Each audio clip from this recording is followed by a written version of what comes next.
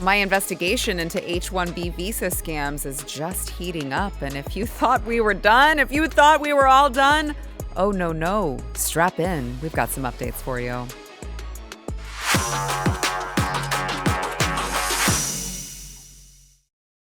Welcome back to Sara Gonzales Unfiltered. Wow. What a response from the United States of America on our expose of this major H-1B visa scam being carried out really in the whole country, I'm hearing, but particularly here in Texas, we've had to deal with it. And so if you have not yet seen the video, you're one of the only ones, apparently. I'm just kidding. But it is blowing up, so we're hoping to bring more awareness to this issue. You can go to our second channel at Sara Gonzales TX on YouTube. By the way, you guys have heard me ask you guys, go subscribe to the second channel. We're testing something. We're just testing something. And I'm telling you, we would not have gotten the reach on this channel, even though it has way more subscribers. So we're trying to blow the other channel up, if you're catching my drift yet, with what we're experimenting on at Sara Gonzales TX. And also, if you have discovered potential fraud, if you're like, you know what? I've seen some shady stuff happening where I live as well. We're accepting tips. We're trying to expose it all. So you can email us. Please, I love you guys. Please don't DM me. I'm getting so many DMs on all my social media.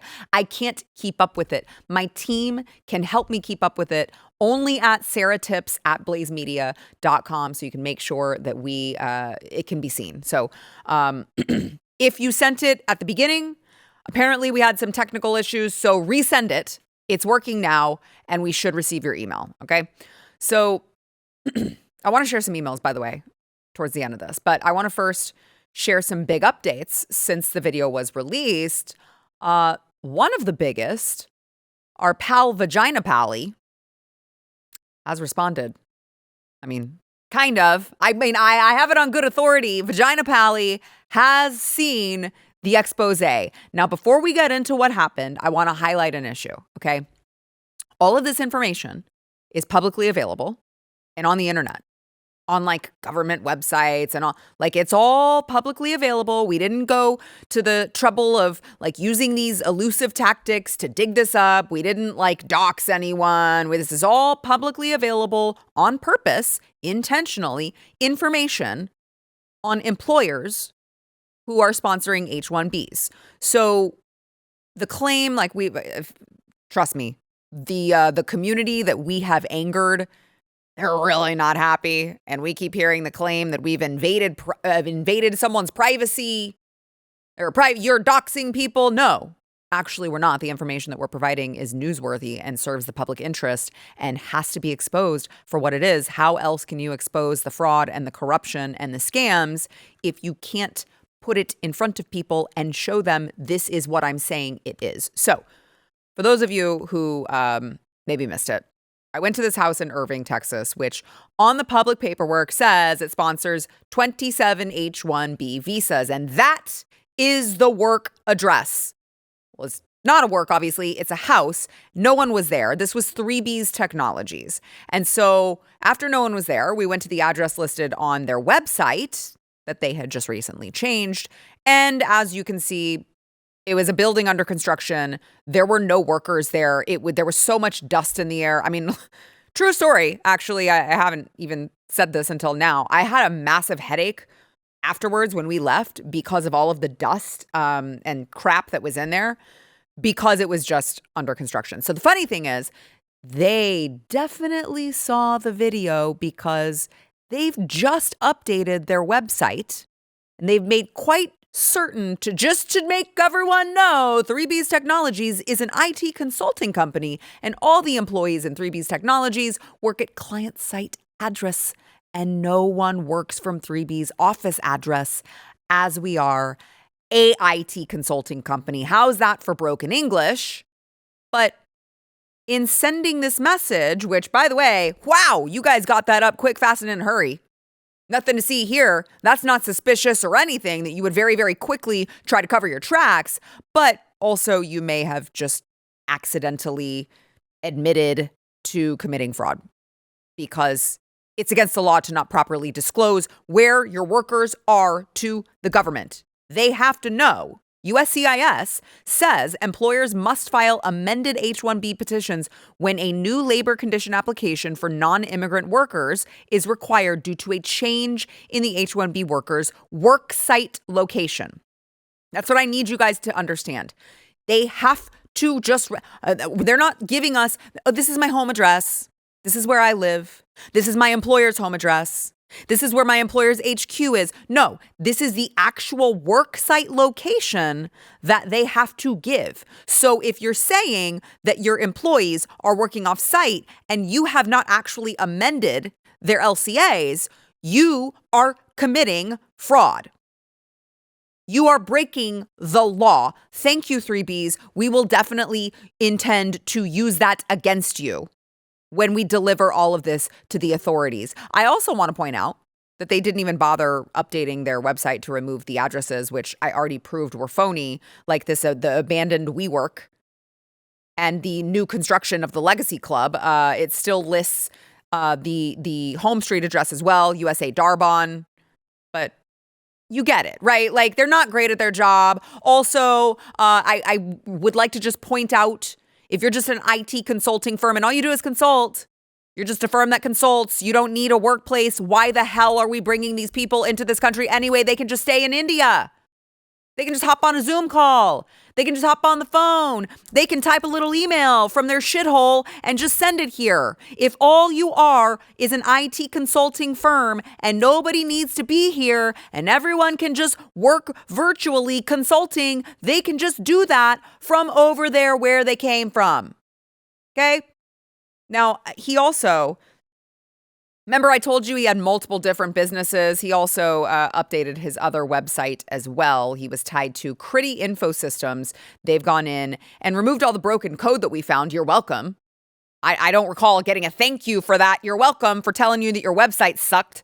And they updated their website there as well. They are trying to be very, very careful with this, but unfortunately, they're not sending their best. Remember the addresses, the one listed as their UK corporate office was just a house, another residence. Well, they've updated that there, removed the address to the home and the other random Indian tax company, but they left the Louisville, Texas error. So their new UK corporate office is another virtual office building. Wow, I think that they win the award for record time of getting movers to come in and pack up shop in like the 24, 36 hours that I posted this video. Isn't that so crazy? But again, these software engineers, these high-tech guys that we're bringing into this country are not bright enough to change every page on the website because the contact page still has the old addresses. Guys, the internet is forever. We've already got your stuff. We're already archiving. We've already archived the regular old ones before we expose you. You're screwed, guys. You are screwed. If you are committing fraud on the H-1B visa, we're going to find you. We're going to track everything before you even know that we're on to you. We're going to expose you, and you're gonna be so you might as well just pack up your shit and go home. I encourage people to go to these sites as well, archive what you're seeing as well. Give us a hand a little bit. And I wanted to read a couple emails.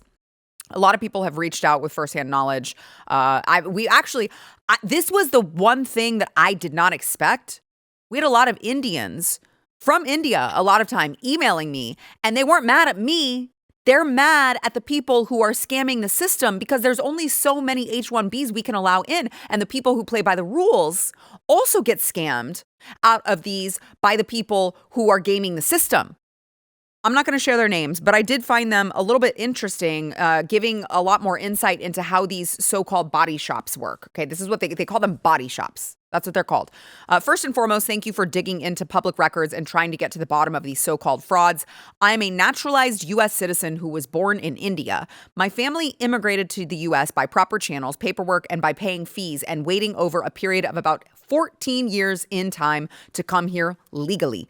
Now let me unpack some of the frauds which are taking place. Fraud number 1. You are 100% spot on with this H-1B visa fraud. A lot of these so-called tech companies are abusing the system, and they will get workers here from India and pay them peanuts to work. These consultancies are in hundreds in Texas, Northern Virginia, and New Jersey. There is a higher probability of these happening from people coming from southern India. Lots of these consultancies have abused the system, and with this new rule of $100K per visa has definitely shut this down for the future, but the damage is done. I like that he points that out because President Trump was the one to enact this $100,000 per visa, but we've got too many people in here right now. Okay. He says fraud number 2, some of the people come here legally on travel and tourist visa, and once their respective tourist visa, 1, 3, 6 month, etc., expires in duration, they overstay their visa and work undercover under the table. Over the span of 10 to 20 years, they seek asylum, etc., and get refugee status to then get the green card for citizenship. And I want to remind you guys, when they talk about getting the refugee status and get them a green card to citizenship, remember, this is actually a non-immigrant visa. This is not supposed to be utilized to keep renewing it while you're trying to get an immigration status, while you're trying to get a green card, while you're trying to get citizenship. That's not what this is supposed to be, but people are abusing it and using it for that. Fraud number 3, some of the U.S. citizens of these so-called Indian folks will marry their brother, sister, father, mother, friends, family. That sounds familiar. I believe that's happening in Somalia too. Ilhan Omar, looking at you. So they're marrying their family members to get them to come here legally. And once they're here and they get their green card and citizenship, they will divorce. It is unfortunate that they do this in search of a better life, but in doing so, they give bad names to the rest of the good Indian folks who came here legally and the good citizens who are contributing to society. My 2 cents. And then let me give you one more here. Indian communities are closed, and it's imperative for you to understand what is going on at a larger scale. Doesn't matter what you do or which way you look, you won't be able to piece together until you have this inside knowledge. Some things are going to look and sound racist. You were warned. It's coming from someone. I'm just reading it, okay? Indians are like most Asians. They are vulnerable to 3 things: how they are perceived by the white people, what others think about them, and greed. They come from the world I can't even begin to describe. You would have to see it for yourself. All of the H-1B fraud is based around that. They need to make sure the visas are in good standing. Everyone around them is aware they are law-abiding citizens, then profit. They are true scam artists. You will find a lot of disconnects once you start looking deeper. The reason no one sees what you see is that nobody wants to deal with them. Do you remember a truck driver who crashed on the interstate? You guys remember that? We played the video on loop multiple times. He was Indian on an H-1B visa, yet you need to have a master's degree to apply for the work visa. So why is he a truck driver? In your video, what you found, these are called agencies. These are meant to host the people until another position to sponsor the H-1B visa is found and then transfer there.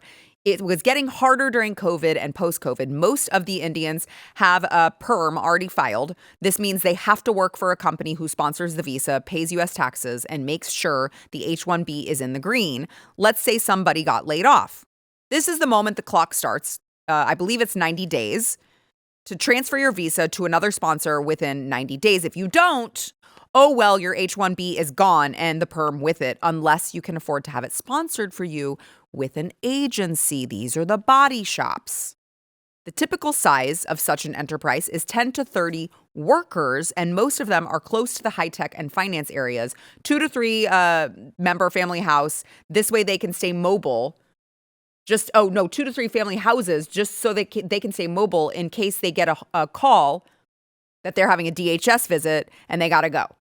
In your video, a person was hired by another legitimate business, but I bet you they were hired by another Indian manager. It's a tradition of sorts. The moment an Indian gets a management position, they only hire Indians. They all know each other this way or the other, and it always works for them at the end. That guy on the video who opened the front door is getting paid for this by the workers he sponsors. I work in technology field for the past 20 years, and I met only 2 Indians that actually knew what they were doing. An Indian manager makes sure the scam won't get exposed. And it goes on and on. And these were from Indian people who were just tired of the fraud. They're tired of it. By the way, this person is too. This is someone on X who apparently specializes in talking about the H-1B visa scam. And he says, the Indian community is very scared. Kumar Exclusive said, you, Sara Gonzales, have scared some Indians in the U.S. more than ICE ever has. Body shops are reportedly discussing how to handle the situation if you visit their homes or workplaces. I would recommend that they get ready. I would recommend that, actually. By the way, we've heard from our good friend Hari, who we caught, I don't know, in his boxers or something at home. Where are the workers? My company. Someone is like threatening me. He's the one who called 911. I'll just say I have it on good authority that he's seen the video. He's not happy. And I have so much more to say on that, but there's a lot more to come. So make sure you stay tuned and subscribe to the second channel, Sara Gonzales TX. Make sure you're subscribed to this one, Sara Gonzales Unfiltered, so you don't miss a thing. And I want to thank our sponsor this segment, and then we will be back with a guest. But I want to thank CB Distillery. Now, CB Distillery, people here who they don't know the science behind CBD, and they hear CBD and they're like, that you're going to get high off of that. That's not what I'm actually talking about. What I'm talking about is CBD, not THC, CBD. They've got sleep products at CB Distillery. Over 90% of CBD customers actually say they sleep better with CBD. That's tough to beat. So if you're lacking in sleep, go check them out for that. If you need something for stress relief, go check them out for that. If you need something for mood, if you need something for pain after workouts, they've got you covered over at CB Distillery. And by the way, it's 100% clean ingredients. Over 2 million happy customers, 100% money back guarantee. If you are ready to just try it for whatever ailment you have, cbdistillery.com. Use my code Sara for 25% off. That is cbdistillery.com. Promo code Sara. Specific product availability depends on individual state regulations. Go check them out.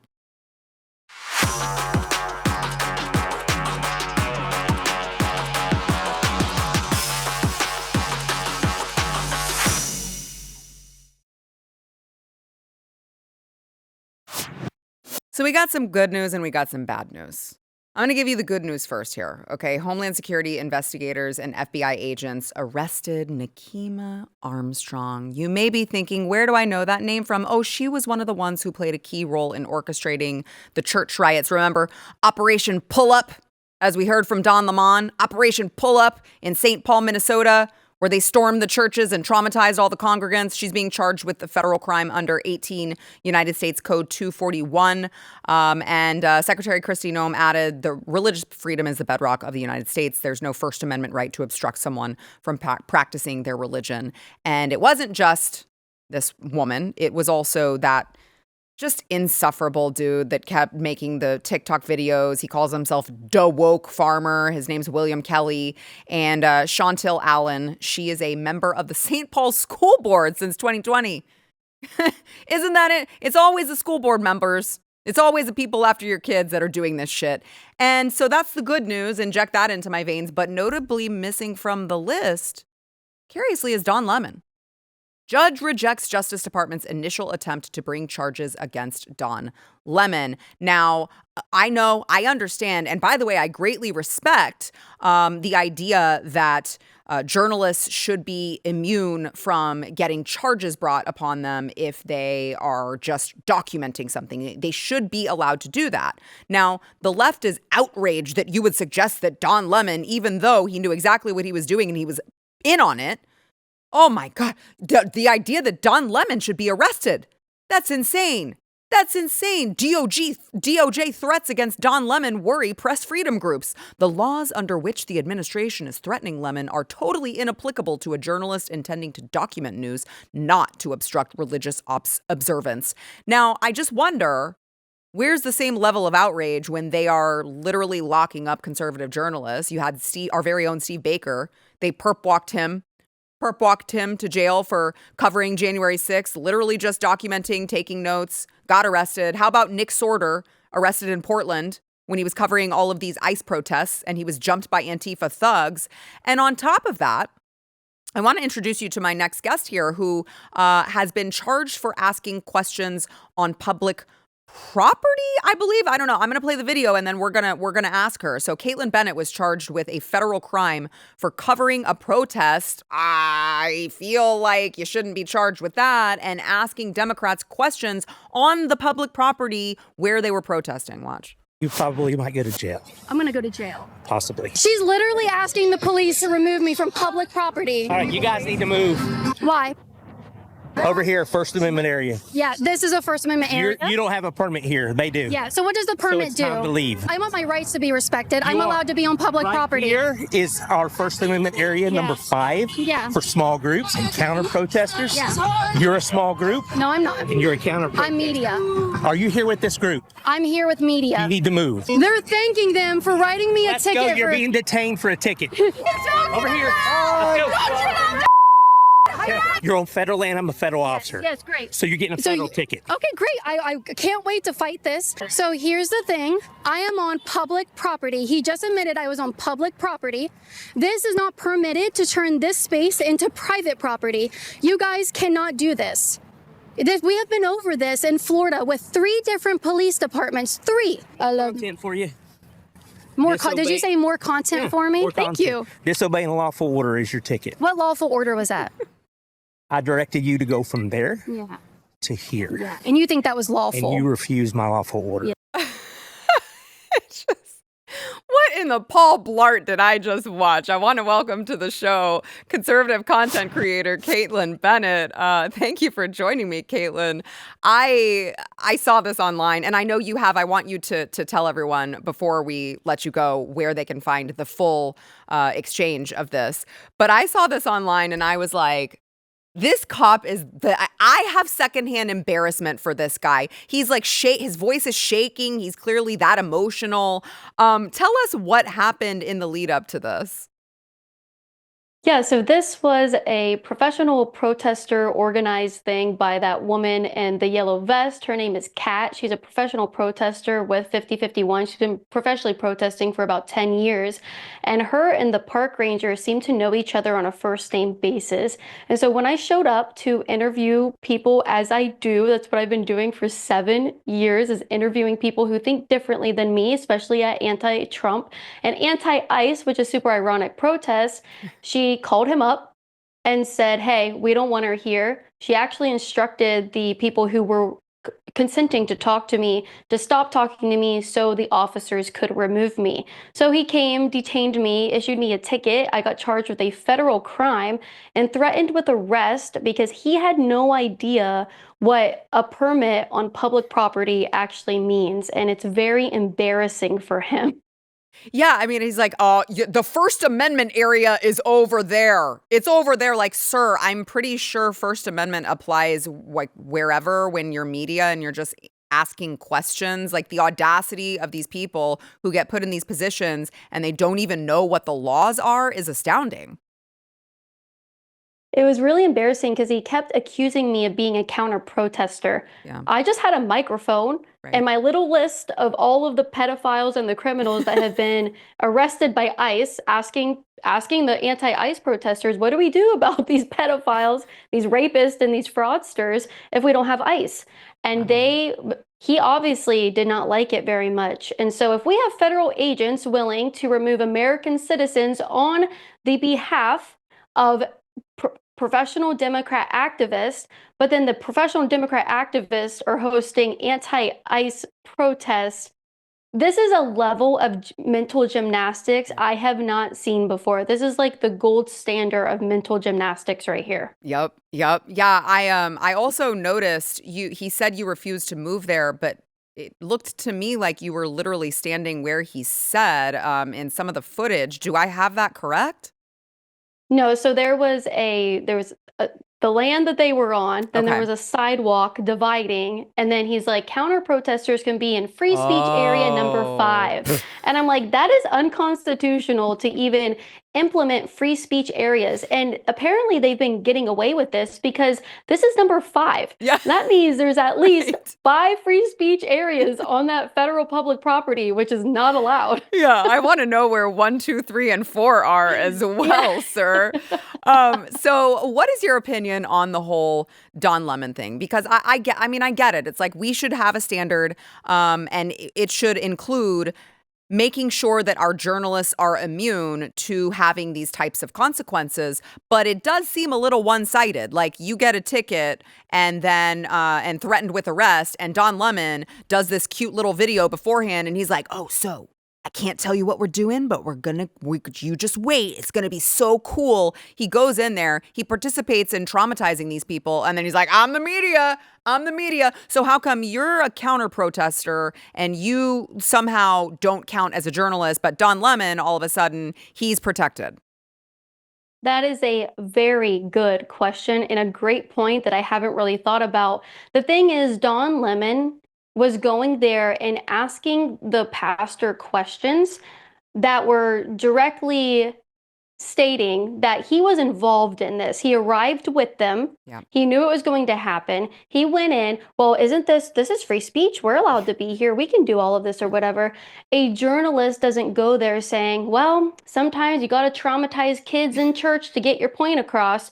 That's not what a journalist says. That's not what a journalist does. They go there and they ask questions. And a journalist also, when the pastor of a church in the middle of worship asks you to leave because you are impeding their worship and you are traumatizing people, a respectable journalist would back off, leave the pastor alone, and just document from afar. He wouldn't be up in your face and just, justifying traumatizing churchgoers. Right. Exactly right. And I will point out, Kaitlin Bennett understands what the First Amendment is. Don Lemon does not, because as it turns out, you don't have a right to go storm private establishments and be like, but isn't it my First Amendment right? Like, I just, the level of mental illness and mental retardation, I just can't take. Kaitlin, I think I heard there's good news with this. The charges were ultimately, were they dropped?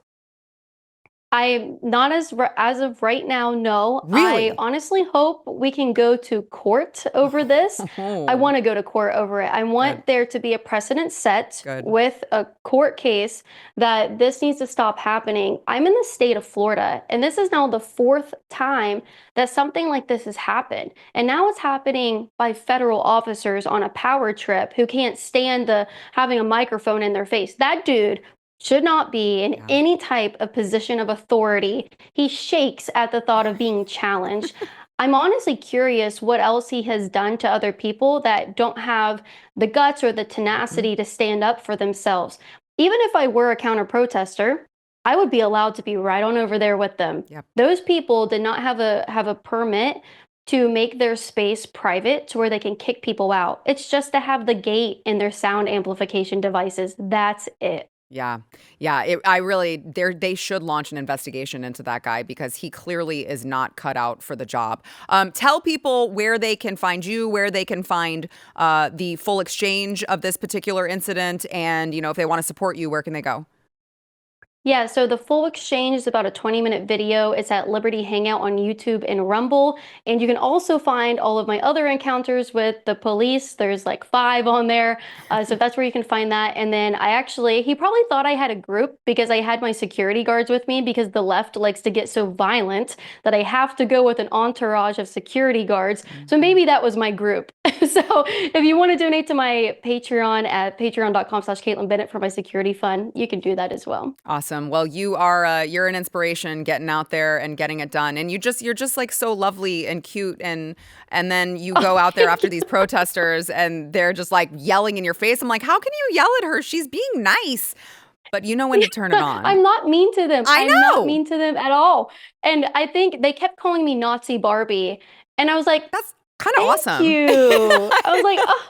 Well, Nazi just means someone who disagrees with the left, and Barbie is like the pinnacle of female perfection. And I was like, thank you. I know. I love it when they use that. I'm always like, oh my gosh, I appreciate it. Kaitlin Bennett, I appreciate you. Come back soon. Thank you, Sara. Thank you. That is so funny. I love the one. My mom's going to hate me for saying this. I love the one where they're like, oh, she's anorexic. I'm like, oh my God, you just called me thin. Thank you. For the record, I'm not. All right, let's go ahead and take a quick break. I dispute that. I'm not. Don't start rumors, Steven. I said you said you're not thin. Oh, no, I'm not anorexic. Oh, I thought you were saying that. Okay, No, I'm not saying I'm not. I'm saying I'm not anorexic, but it's funny when they call me that because any woman is like, oh my God, you just called me thin. All right, let's thank our sponsor, Select Quote. So life insurance is one of those things that it's like you know deep down you need to handle it, but nobody wants to think about the morbidity, and so you just keep putting it off, and you're like, oh, well, I have coverage at work, but jobs change, families grow, budgets shift, and if you only have coverage at work, if you leave work, you're screwed. The last thing you want is to find out the protection you counted on wasn't actually protected anything. Or on top of that, your children and loved ones have to find out the hard way after you're gone. Go to Select Quote. Go to my friends at Select Quote. They've got these licensed agents that are, of course, they're licensed, but what they do is they tailor all of these policies for you to fit your health, your needs, and your budget. It's not a one-size-fits-all thing. And on top of that, they work with carriers that will accept people with conditions like high blood pressure, diabetes, heart disease. There is something out there for everyone. Many cases, there's no medical exam involved at all. So get the right life insurance for you for less. Save more than 50% off at selectquote.com/Sara. Save more than 50% on term life insurance. Go make sure you're covered for your loved ones. Selectquote.com/Sara.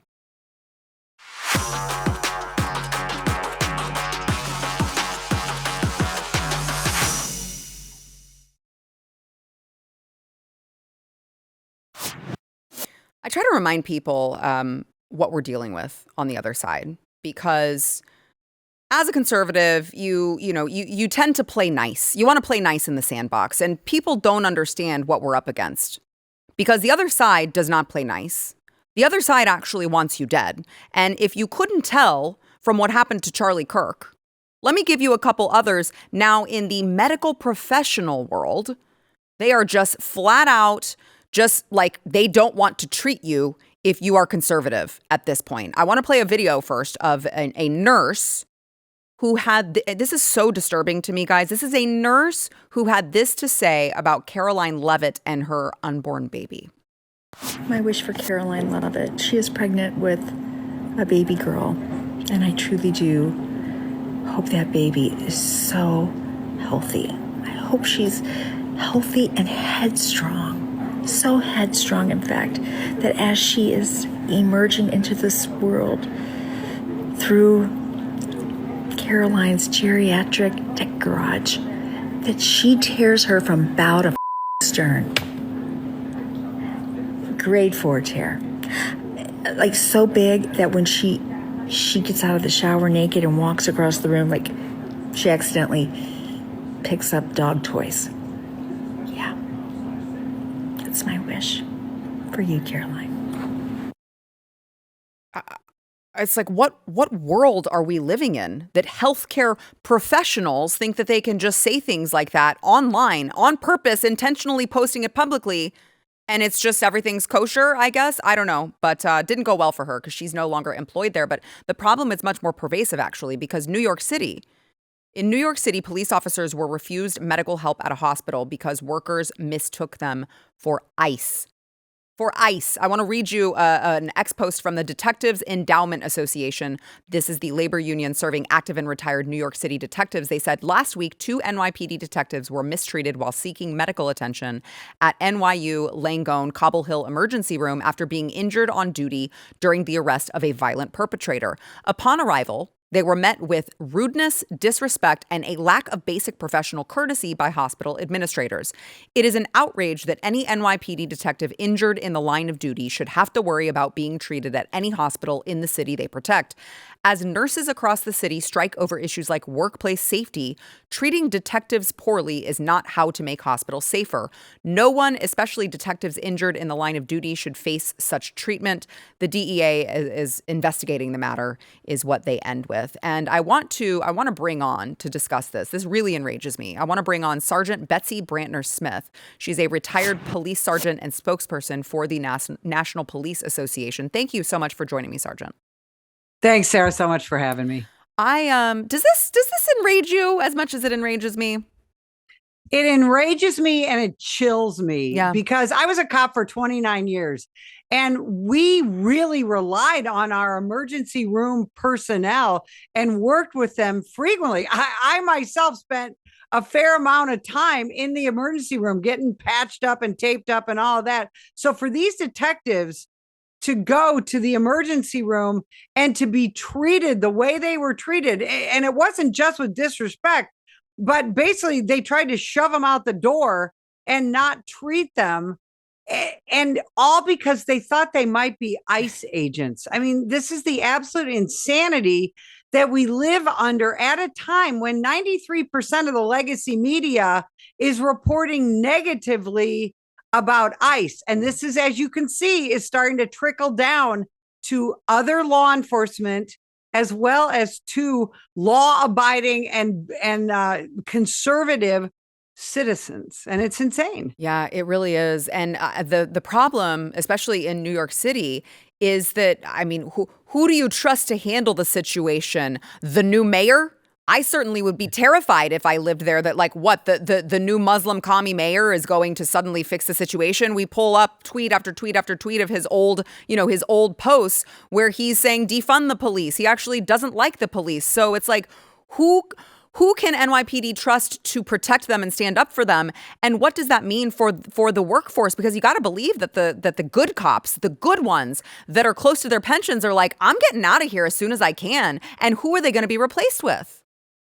Well, and that's the thing. We're going to continue to see this mass exodus of not just NYPD, but LAPD, Chicago PD, all over this nation, because, from 2020 on, the American law enforcement officer, especially in these large blue cities, is tired of being demonized and vilified. And they're tired of not being able to do their jobs. And up until this latest ridiculous situation where ICE and other law enforcement officers are being attacked, we had started to see that pendulum swing to people were supporting law enforcement in this country because they saw, especially in the bluest of cities, in the worst of neighborhoods, people saw that the demonization of their law enforcement was having a negative impact on them and their safety and their ability to just go about their lives. So now here we are, we're back to hating cops. And now in New York, you've got a cop hating mayor, a cop hating administration. And I'm so glad that the Detectives Endowment Association spoke out about this. And we all need to speak out of this and continue to support law enforcement, or we're not going to have any left. Yeah, you're absolutely right. And, you mentioned on top of this, the increase in the violence against law enforcement, because there is, of course, the media coverage that is the overwhelming majority is negative. And you've got the increase in violence against law enforcement, but also something even scarier than wishing harm upon people, coming from the left, but it's coming from liberal white women. I just have to say, I saw this from Fox News. Assassination culture is on the rise, especially among women, study warns. And so now it's these liberal white women who are the majority when you look at the categories of people who consider political violence as justified. We see them out in Minnesota. They're going out, they're bringing their babies as like human shields, I guess. They know that it could be dangerous, so they're bringing their children and they're like putting them in their infant sling right in front of their chest. I mean, this is really dangerous stuff. Well, it is. It's honestly, it's a culture of death. Yeah. When you bring your child to a riot, to a situation that is going to be dangerous, and you do it because you want to make a statement, it seems as though they're hoping these kids will get hurt so they can say, oh, ICE hurt our kids, law enforcement hurt our kids. It's absolutely extraordinary and it's dangerous. And they're lying about what law enforcement is doing, and they're teaching their children, just like so many of the teachers we're seeing, they're teaching their children to be afraid of law enforcement, to hate law enforcement. That ultimately becomes dangerous when at some point these young people, these kids need a police officer and they're too afraid to speak up and speak out because they have been told cops are the enemy. Mm-hmm. Yeah, and that's a very dangerous and scary world that we start living in, because that's total chaos, which the left conveniently will love, actually, as it turns out. Sergeant, tell everyone where they can find you. I think we have your X account. Yeah, you can find me at SGT Betsy Smith, Sergeant Betsy Smith, and you can follow the National Police Association at Nat Police Assoc. We're at nationalpolice.org. We do a lot for the American law enforcement officer and for people like you who support us. Great. That's wonderful. I appreciate you. I appreciate all of your service, and I appreciate you speaking out. We need more people in this profession speaking out and speaking truth. So I appreciate it, Sergeant.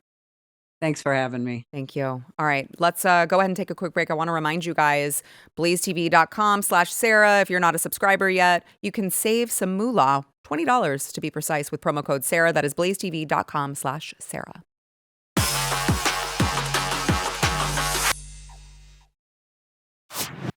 I regret to inform you that the liberal retardation mind virus has spread across the Atlantic as well. They were melting down over President Trump's speech at the World Economic Forum. They had these massive protests in Davos where people were storming the streets and burning American flags. I would like to know how many of those people were just actual Americans who went there just to do it. But you had these globalist elites in Davos that were displaying these no king signs, no kings, no kings. You please tell that to all of these European countries that literally still have actual kings.